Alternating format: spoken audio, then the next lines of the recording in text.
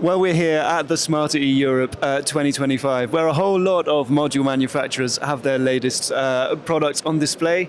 And joining me is Molly Morgan, Senior Research Analyst with CRU Group, to talk a bit more about the trends that we see in module technology at this year's show. Molly, has anything really stood out for you so far? Yeah, I think there's been a really impressive display of modules again this year, and definitely something that stood out to me is how dominant TOPCon still is. And this isn't really surprising, as we thought that TOPCon would stay dominating market share till sort of the 2028 region, but it's clear walking around the strength of the TOPCon modules with some really impressive efficiencies today. And do you expect that dominance to continue until 2028 and beyond? Yeah, so we expect TOPCon to stay very much in control for the next few years, and then towards the end of the decade we're thinking that with back contact's manufacturing costs coming down and with its quite impressive efficiencies, we're thinking that back contact will rival TOPCon's dominance in the last few years of this decade. And are there still challenges in the way for back contact manufacturing to reach that cost level of TOPCon? Yeah, definitely. There's still quite a hefty price, cost premium in the manufacturing stage at the minute, but as always, it will come down, and we currently forecast that it will level with that of TOPCon towards the end of the decade, enabling back contact technology to start to creep up in terms of market share. And there are some concerns, I think, over degradation and long-term performance with TOPCon technology. How big of a problem do you think that is for the market? Yeah, there's definitely been lots of questions on degradation and quality concerns generally about TOPCon, as we've had these difficulties with manufacturers over the last few months. And at CRU we have the privilege of partnering with Kiwa PVEL on one of our quarterly reports, so we get access to Kiwa's testing data. And we've seen that TOPCon modules are breaking at the minute at an alarming rate, so it's definitely something that manufacturers need to work on, and those involved in procurement and buying decisions really need to bear in mind that not all the modules are created equally today, and you really need to know the quality of the product that you're buying. And what is the risk really with TOPCon? Is it ultraviolet, or are there other problems cropping up?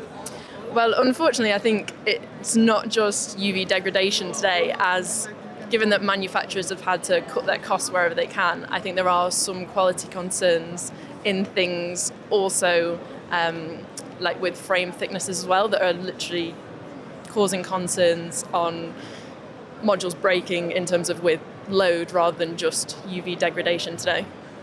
So that wouldn't only be a concern for TOPCon, or is it more? No, that's definitely something that's technology wide, not just a TOPCon on the mechanical load. Mm-hmm. Well, we've talked a bit about TOPCon technology already. That's dominating the market currently.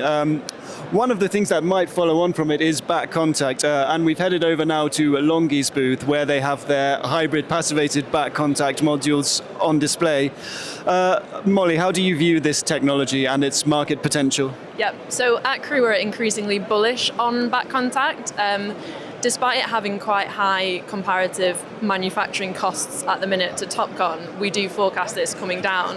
And with the really impressive efficiencies out there today from people like Longi and also ICO Solar, these two manufacturers are really driving the technology forward. There's a premium of around 1.5% over TOPCon efficiencies today for the best performing back contact modules. And if the whole technology category can achieve something similar to that, it's only going to strengthen back contact's competitiveness to TOPCon throughout the end of the decade.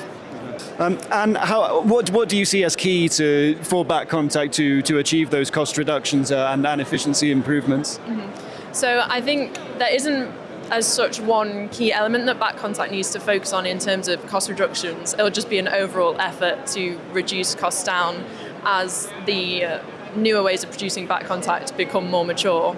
And in terms of efficiency, if the key manufacturers can make their average efficiencies closer to their higher efficiencies, then back contact's onto a winner in terms of achieving that cost per watt parity. Well, Molly, we've talked TOPCon and back contact already.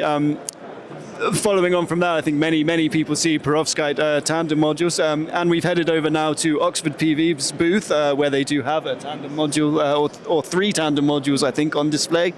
How do you view this technology and its potential for the future? Yeah, well, first of all, it's very nice to see actual Perovskite tandem modules on display. It's really cool to see what's going to come next, and we believe that this decade is going to be dominated by silicon, so your TOPCons and your back contacts. But then in the early 2030s and beyond, we definitely see the dominance and tandem perovskites coming into play. And are there still challenges in the way of that happening in terms of well, stability is the one everyone talks about, also the actual manufacturing processes? Yeah, there's definitely a few hurdles yet to get perovskite tandems mainstream and in mass production. Like you say, stability is a huge one and always has been. And also, it's naturally going to be a barrier of its very high manufacturing cost until that can come down. It's all about cost per watt parity, really. So if the stability issues can be resolved and the manufacturing costs can be reduced to bring the prices in line with those of the mainstream silicon modules, then we'll see lots of tandems in the early 2030s. Okay. And where do they need to be in terms of cell module efficiency to kind of achieve that market acceptance? Mm-hmm. Yeah, so the mainstream silicon modules at the minute, we're sort of seeing them approaching the 26% in terms of efficiency. But with the modules that we see here today, we think, or Oxford PV think that in the 2026, 2027 years, they'll be at the 26%, 27%. And with the much higher theoretical efficiencies that come with tandem modules, that's only going to carry on. And as the industry continues to drive for higher performance, it's going to be tandems that unlock those higher efficiencies that silicon modules can't reach. And will that question of the stability of the long-term performance of perovskites be kind of a barrier to market acceptance initially?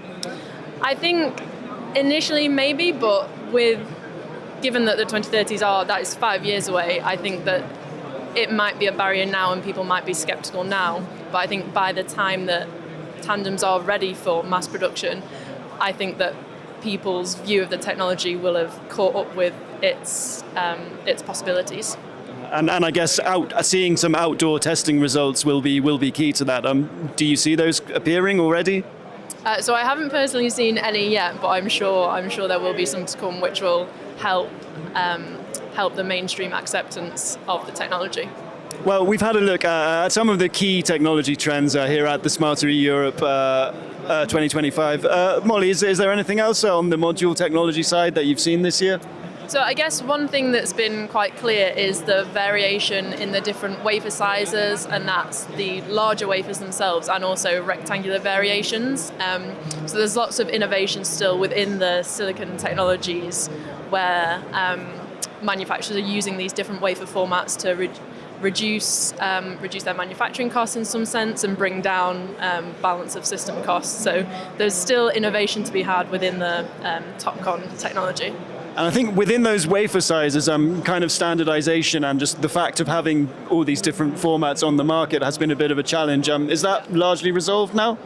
I guess in some sense, yeah, there has been a lot of move to standardization, and we've seen now a complete transition to the larger wafers, so the M10 and the G12 full square and rectangular variations. But in some of our work, we take a sample of the data sheets on the market today, and we've seen that from what's available, it's pretty much a roughly equal split between the M10 and the G12 full square and rectangular. So there's a move to standardization, but we're not quite there yet within the specifics of the larger wafers.